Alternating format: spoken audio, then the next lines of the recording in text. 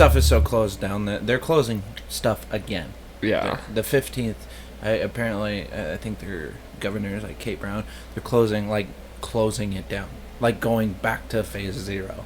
0? Like there's no dining, like full lockdown. Hair salons, all that's done again.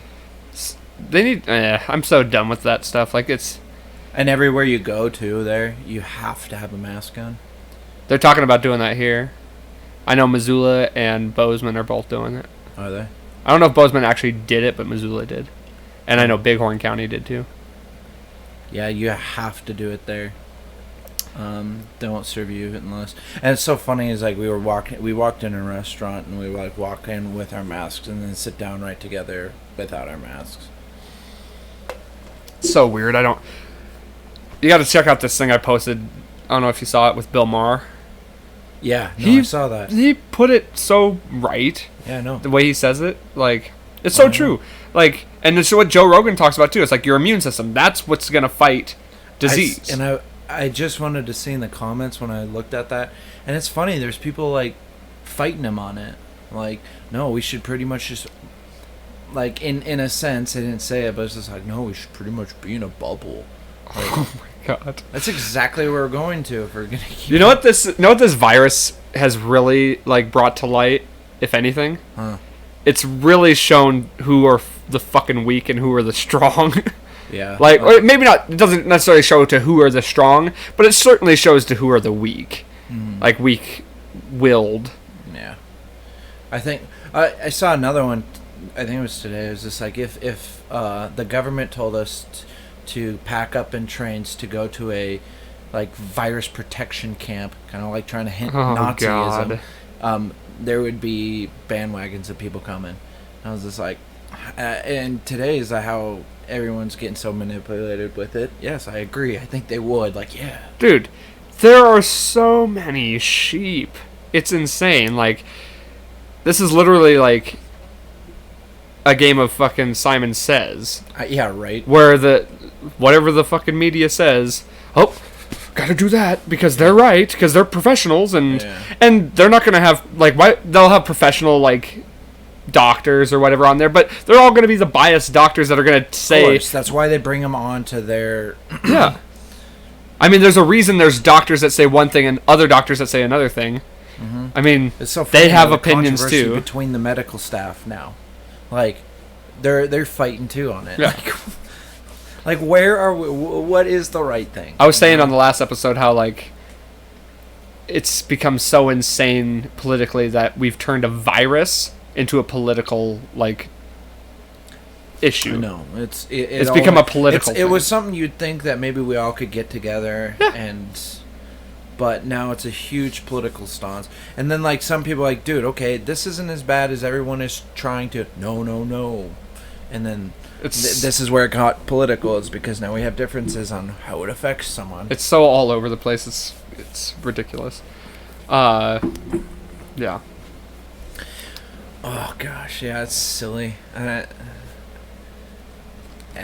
it's an election year. Like this year is going to be so memorable. If everything like simmered down and like we went back to kind of things we're all think about 2020 and how screwed up that whole year was. And like, oh, dude, this is easily the craziest year. It's definitely going to be in the history books. Oh, yeah. Like the whole year. There's going to be a big old chapter of just 2020. Yeah. It'll be like the historic year of 2020. Yeah, it's going to be so weird. I just can't wait for... If we live long enough, we'll be like, yeah, I remember that year. I mean, it's one of those things where... I mean, we'll definitely... We're gonna get through this. Like, there will be a day that it will be over. You know, I think about that when I'm sick. You know, like I'll be sitting there being sick, or like if I'm injured, like if I have like there'll be a day it's healed. Yeah, it's like one day I won't have to deal with this ailment. Like when I cut my hand, it was like one day I will be able to use this hand again. Yeah. And it's like one day we will be able to go back to normal. It's just a matter of when, and hopefully it's soon, because I'm just ready for it. I'm ready to go see concerts and not be scared to shake. Like I'm not scared to shake hands, but having other people be scared. But yeah, the COVID itself, we'll go back. We'll go back to being normal in a sense.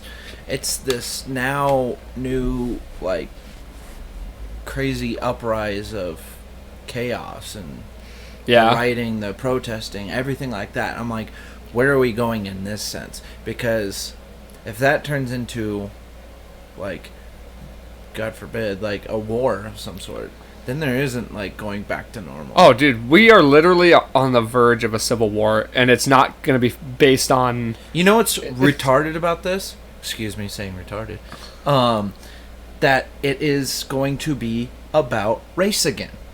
Civil War, the first one, was to abolish slavery. Civil War 2 would be about racism. Yeah. Like, so it's all just race. Well, I think involved. I think it's going to be based on essentially the left versus the right. You know. Well, yeah, but based on like all the issues. But that's I would say more of the issue. That'd be the it one definitely on the is like pedestal. on the forefront for sure. The systemic racism was going to be the one where, and they're going to somehow make someone who has different opinions, like the Confederates, you know, like we're going to be the bad guys in some sense, you know. I know.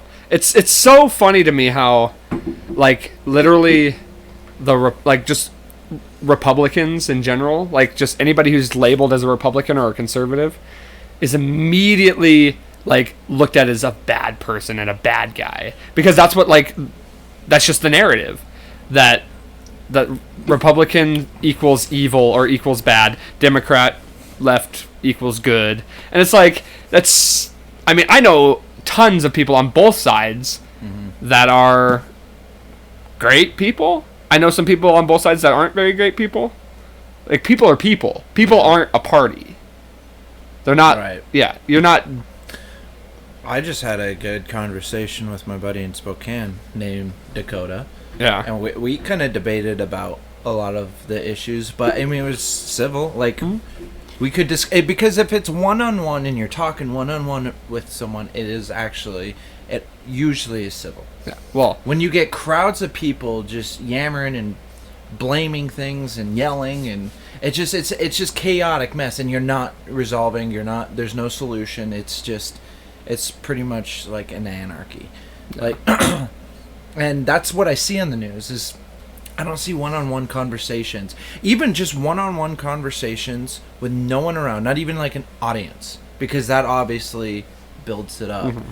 But you can come to like resolve and solution and think of like how two sides can meet together and figure out what we could do to, and that's more or less that we need to see, because the groups and pretty much the teamster mentality with everybody Right. is Well, that's the huge issue, and that's the diversity we're going right now. yeah, no, on the last podcast, I did a terrible job of like kind of explaining it. I got a little worked up. It's hard for me to like do podcast stuff when I'm just here by myself. It's easier to like sit and explain something to someone. Yeah. And my last one, I was talking about how I think everybody should just be independent. Like, just even if you are more on the right or on the left on the spectrum, as long as you consider yourself an independent and like think about it that way, you're going to be more objective to like just ideas and stuff. You're not going to feel forced into like having the same ideals as whatever your party that you identify with, you know. Let's say if you're a Democrat, but you still believe in the Second Amendment, well, you're shunned on that. You have these ticks that you have to like Right. stand by Because you're on a team. It's a Yeah. team Yeah, I mentality. know. See, if you're independent, you're literally independent. Like, it is what it's right in the name. Yeah. You're your own person. You have your own thoughts. You don't have to like follow the guidelines that this party has set out for you. You get to just be your own. And like I said, even if in reality you are like more right wing, even if you say to yourself, I'm independent, I'm an independent voter, you can have your own thought. Like, everything is, I don't know. See, I'm having a hard time explaining it again. No, I understand what you're saying. And then I agree with that. And then my other point was that we would like objectively look at candidates for their flaws and for the good stuff. You know, like you as a, if you're a conservative, you might look at a conservative candidate and say, hey, you know. But if you say I'm an independent, you might look at a conservative candidate more like, hey, he's not necessarily like the best guy because of this, and this. And then you might look at a left candidate and say, hey, they're not so bad because of this, and this. I don't like this and this. But you're not basing it off of party guidelines. You're basing it off your own opinion. Because so many people, you know, let's say with Joe Biden, you know, left-wing people are they're gonna be more apt to vote for him and be on his side. They're not gonna point out the bad stuff. Whatever you do, vote for blue. Yeah, exactly. You're not gonna point out all the bad stuff. No, it's super funny to me, and this goes for both sides. Right. Like Fox News doesn't try to shame Trump and the weird things he's done throughout his past. Sure. You never see it. CNN, MSNBC blows it up. He is the worst person in the world. And vice versa. Vice versa. Fox News, everyone's doing it like with Joe Biden, which it is. He's a creepy person.